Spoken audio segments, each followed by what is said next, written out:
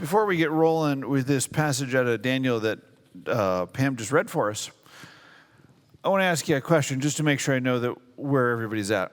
So in all your circumstances, we're talking work life, home life, neighborhood, personal stuff, everybody's all on the same page, right? All the people you interact, same values, same goals. No? No. I'm shocked. Absolutely shocked. I tell you that because there's a very important question that echoes back from the time of Daniel. And that's what I want to explore today. And it's set up by that question.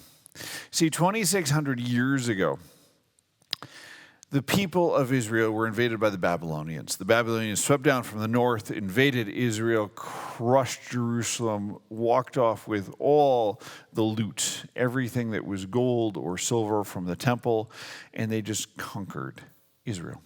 And part of that, what they did, was they took the best and the brightest out of Israel. The people who were part of the priestly class, the merchants, the royalty, anybody who could read or write, anybody who had money, they hauled them off into exile because that's what you did in those days. The people who could do those things were the ones who could foment a rebellion. In order to prevent a rebellion, you hauled them off into exile. And Daniel and his compatriots were one of those people, or those people who were hauled off into exile. And in exile, they are faced with this choice. And the people who are still in Israel have this choice. What do you do in response? And there's two natural responses for us. When we're in those situations where our values and what we believe and our goals don't line up with what we see surrounding us. Do we fight? Do we get combative with everything that we say and do? Do we pick places where we know we can win and we argue incessantly? Do we become that thorn in everybody else's side? Or do we assimilate to the common culture? Do we say, you know what, we're just going to go along to get along. We're not going to raise a ruckus. We're not going to fight anything. If that's what everybody else wants to do, it's fine with us. And so that's the question that Daniel faced. That's the question that we face a lot of the time. Now, the answer that Daniel goes with is neither one of those. And although Daniel lives it, he doesn't spell it out here in the book, but the prophet Jeremiah certainly does. See, Jeremiah was writing at about the same time as Daniel lived, and Jeremiah was writing to the people in exile. God gave him this message and said, okay, here's what you need to know. Here's what you need to understand. And in Jeremiah 29, there is this beautiful passage where God says, here's what's going to happen. You're going to go into exile and you're going to spend 80 years there and you're going to have kids and plant crops and build houses and do all this stuff. And oh yeah, while you're there, pray for the peace of the city. And that's such a counterintuitive thing for God to tell the people of Israel in exile. These people who hauled you off into exile, destroyed your homeland, looted everything, and did all these unspeakable things, pray for their peace. Mind-bending, isn't it? So how does this play out in the life of Daniel? I want to pull out a couple episodes. There is a lot more material here, and I was thinking I could probably get enough for a 35-minute sermon, but you don't want to do a 35-minute sermon, and I don't want to listen to a 35-minute sermon, so we're going to go with the 20-minute version. So what happens is Daniel and his compatriots get pulled into exile, and the first thing that happens is the steward, the king's steward, says, hey, here's what you're doing, good news, you're going to be servants of the king, you're going to be his advisors, you get to eat off the king's table and drink all the king's wine. And this sounds like a great buffet, but Daniel and his friends are like, that's not great, we're honored, and we're happy to serve the king. but we can't eat of that meat for religious reasons because it's not kosher, it's offered to foreign gods, all this other stuff. So they're like, I'll tell you what, can we just eat veggies? We'll have vegetables and water and it'll be fine. And the steward is like, I want to work with you here, but if you guys get sick and look awful, the king's going to kill me. And so Daniel says, tell you what, let's do it this way. We'll try it for 10 days, and if it works, we'll keep doing it, and if not, we got to figure out something else. And I love the way Daniel approaches this because it's respectful, and it's not watering things down. He's not saying, well, I can have just a little bit. He's saying, no, I can't do this for religious reasons because this is what my God calls me to. But he's still loving the people there. He's not picking needless fights. He's not sitting there saying, you and your foreign meat can go to hell. He's like, no, what can we do to make this work for everybody? And so sure enough, after 10 days, he looks great. His friends look great. They're like, let's keep doing what we're doing. And Daniel becomes known as this person who the king can trust. So when the king has this dream, this very disturbing dream, he calls in all his advisors and says, I need you to tell me what this dream is. Because in this day and age, dreams were big business. They were signs and portents. They were the way the gods communicated with you. And so he says, you guys got to tell me what this dream means. And they're like, sure, just tell us what the dream is and we'll tell you what it means. And the king's like, no, I don't want any of your flim-flammery. You got to tell me what the dream was, and then you can tell me what the dream means. And so they're all like, oh, we got nothing. And they said, wait. There's this guy, Daniel. He does dream interpretation. We can bring him here. So go get Daniel. And Daniel comes in. And Daniel's like, no, I can't tell you what the dream is, but my God can. And what he's doing is he's very squarely laying this out, that it's about what God can do, not about what he can do. And so God tells Daniel what the dream is. Daniel says, here's what the dream is, and here's what it means. And in doing so, Daniel becomes this trusted advisor to the king. And it's very much the situation where, because God is working through Daniel and God is keeping Daniel at the center of his will, and Daniel is honoring that presence, that authority is recognized by secular authorities. Anybody here come from a Methodist background? I'm just kind of curious. Raise your hand. Anybody? Okay, we got one. Thank you, bud. Oh, two. Okay, good. My mother was Methodist. Methodists are great. I love Methodists. Here's my favorite story about Methodists. You'll love this one. I want to say it was in the 1700s. Don't quote me on the date. England was in the throes of the gin alley era. And they were drinking, and I'm not exaggerating on this, 50 gallons of gin for every man, woman, and child per year. Okay, that's a gallon of gin per week. Okay? And I know we got a lot of Germans who like to drink in this congregation, but even the Germans are like, a gallon of gin a week, that's a lot. Okay?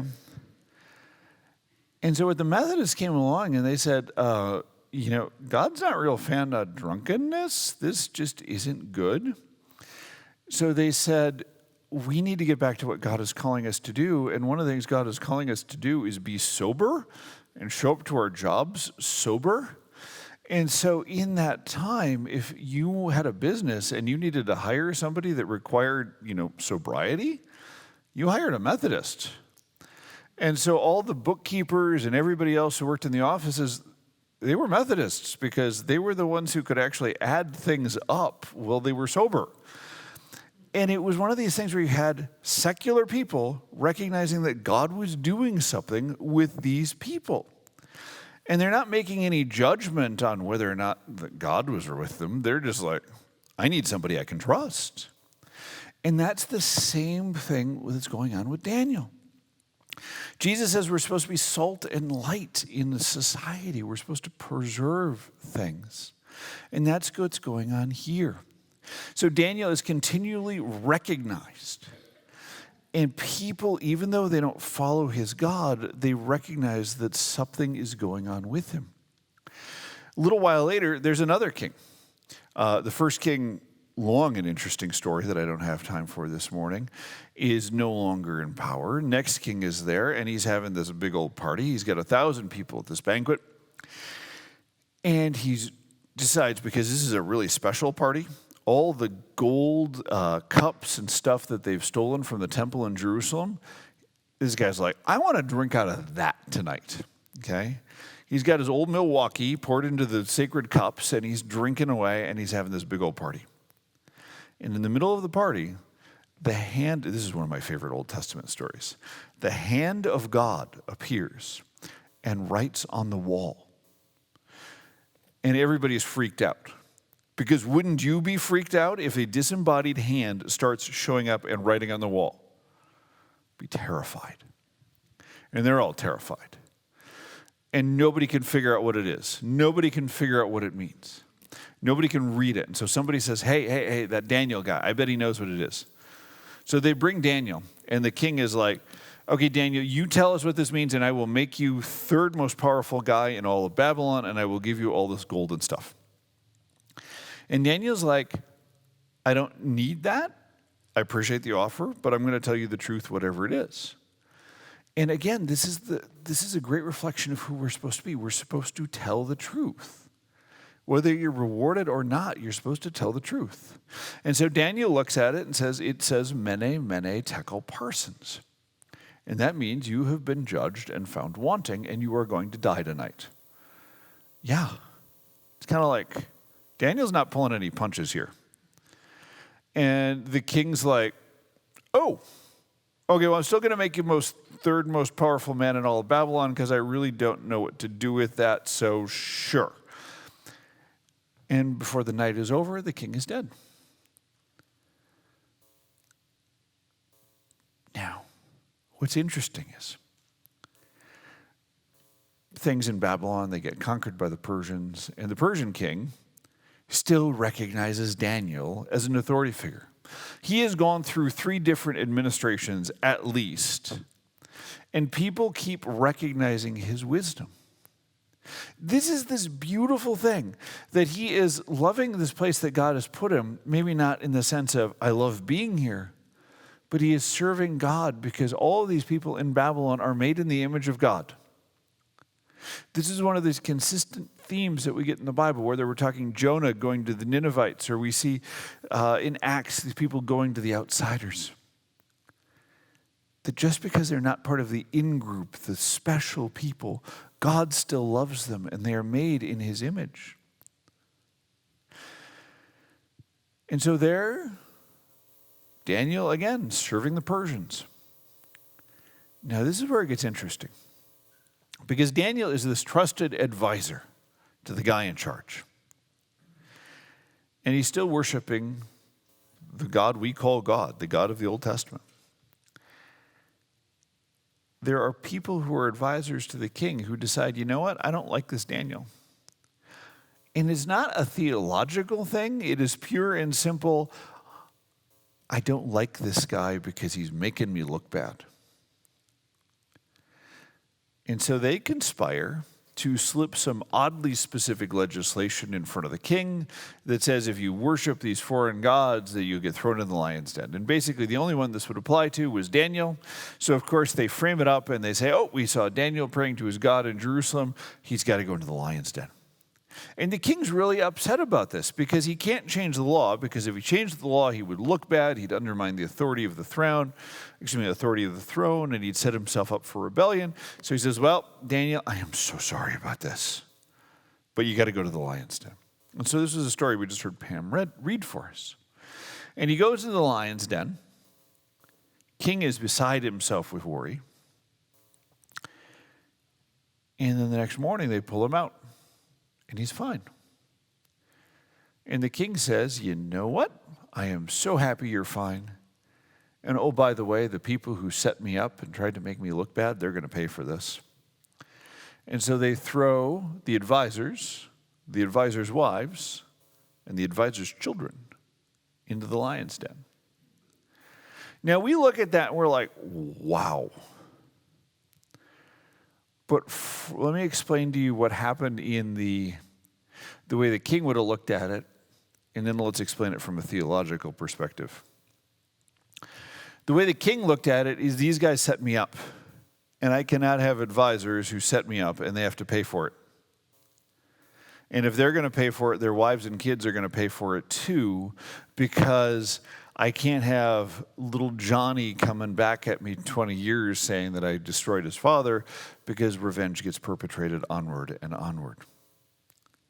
From a theological perspective, what happens is sometimes we sin, and that sin affects the people around us.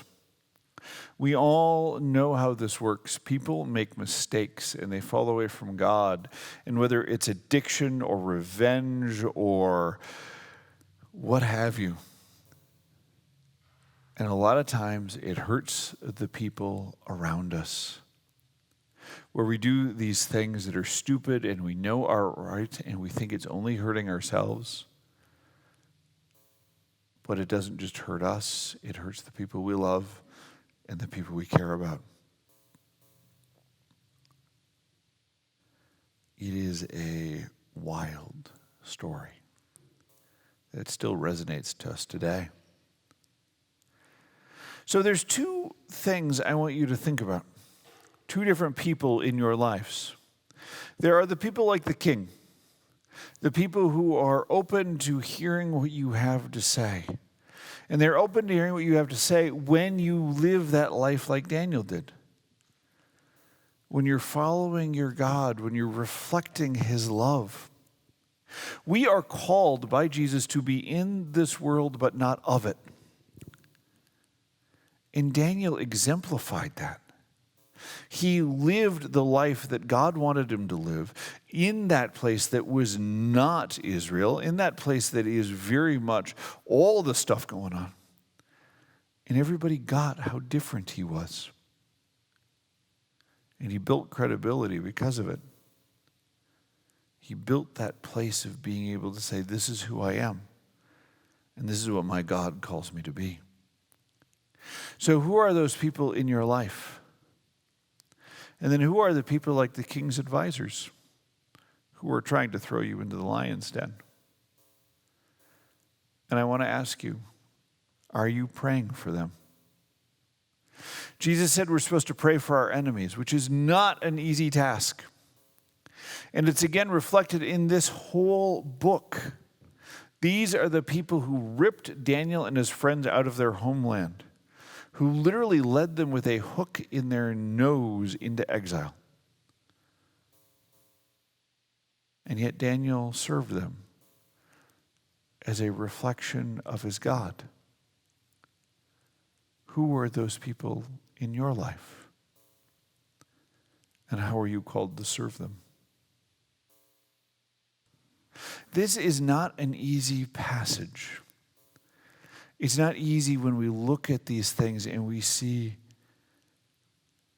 here's the question it asks me. Because we want the easy answer to be combative or simply to assimilate. But being made free by what Jesus has done, we're able to love those who would destroy us. Amen.